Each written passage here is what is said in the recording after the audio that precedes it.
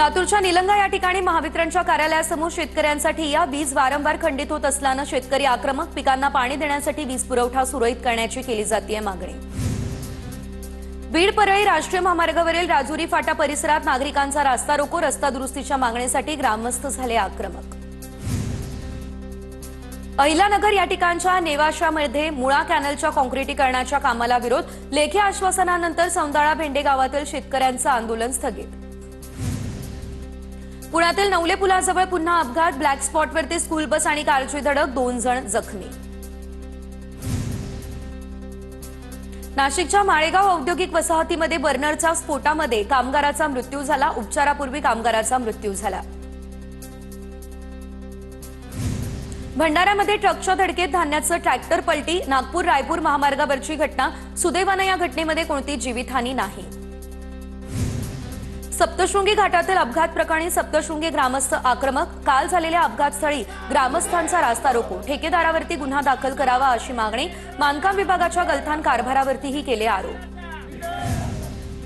Chhatrapati Sambhajinagar railway स्थानकावरती democratic party of इंडियाचं आंदोलन, रेल्वे स्थानकाच्या नावाच्या पाटीवरती उर्दूमधून छत्रपती संभाजीनगर लिहावं, आंदोलनकर्त्यांचीही मागणी।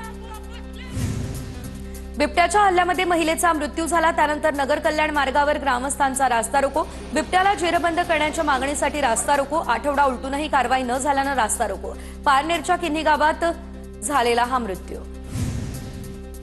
नांदेडच्या कवठामध्ये शेतकऱ्यांचा रास्ता रोको, अतिवृष्टीग्रस्तांना तुटपुंजी रक्कम मिळाल्याचा आरोप करत हा रास्ता रोको।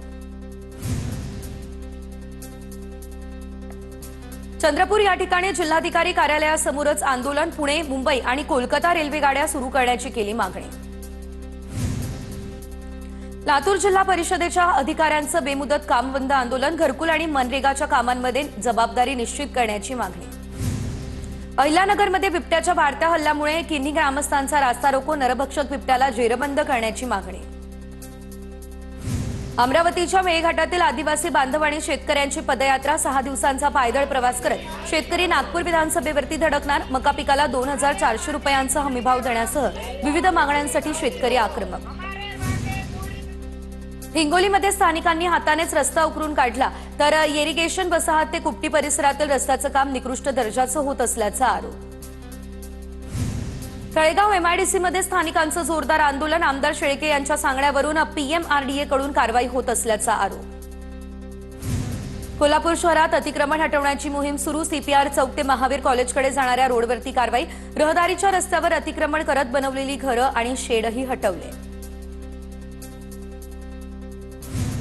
नाशिकच्या इगतपुरीमध्ये महसूलच्या नियमांचा शेतकरी आणि जेसीबी मालकांना फटका, संतप्त शेतकरी आणि जेसीबी मालकांनी तहसील कार्यालय गाठून प्रशासनासमोरच आपल्या व्यथा मांडल्या। तपोवनातील वृक्षतोडीला बीडमधील वृक्षप्रेमींचा विरोध, बीडमध्ये अजित पवार यांनी स्वतः लावलेल्या झाडाजवळ जाऊन अनोखं आंदोलन केलं, 30 लाख वृक्ष लागवडीचं भीषण वास्तव आलं समोर। जळगावच्या 40गाव बाजार समितीमध्ये मक्याला समाधानकारक भाव, कृषी उत्पन्न बाजार समितीत मक्याची आवक वाढली, मक्याला 1700 ते 1800 रुपयांचा भाव।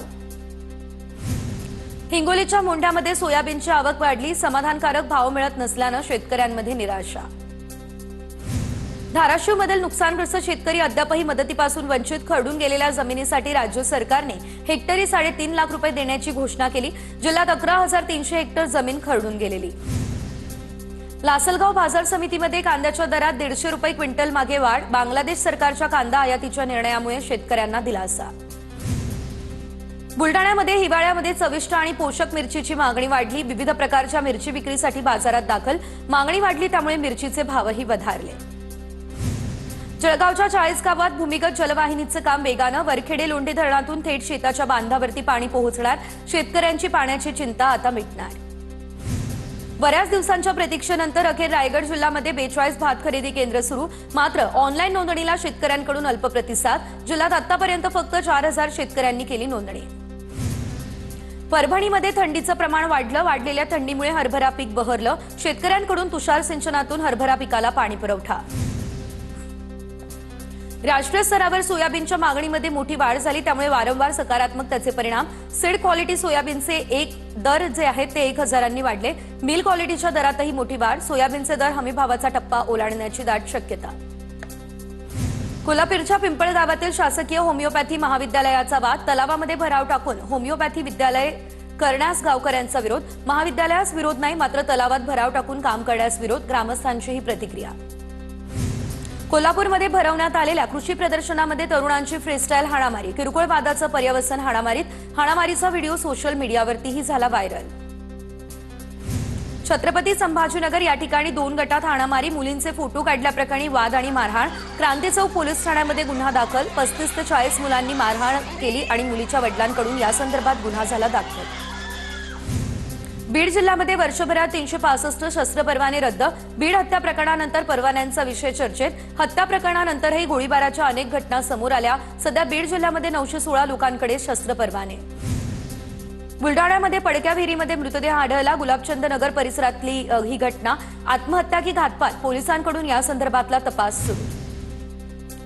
चिपळूणमध्ये एका कंपनी मालकाला 2,44,000चा ऑनलाईन गंडा. कंपनीचं मागील पाण्याचं बिल अपलोड न झाल्याची बतावणी करत फसवणूक. चिपळूण पोलिसांकडून या संदर्भातला तपास सुरू. सिंधुदुर्ग वन खात्याकडे हत्तीचं व्यवस्थापन करण्यासाठी योजना नाही. तमिळनाडू, कर्नाटकचाही ओंकारसह महाराष्ट्रातील हत्ती स्वीकारण्यास नकारच. छत्तीसगडच्या साई भक्तांकडून शिर्डीच्या साईचरणी सुवर्ण गुलाबाचं फूल अर्पण. सुवर्ण गुलाबाची किंमत 1,54,000 रुपये. पंढरपुरात 11 दिवस विठ्ठलांचं पाद्यपूजन राहणार बंद. 21 ते 31 डिसेंबर दरम्यान विठ्ठलाचं पाद्यपूजन बंद असेल. नाताळच्या सुट्ट्यांच्या पार्श्वभूमीवर मंदिर समितीचा हा मोठा निर्णय.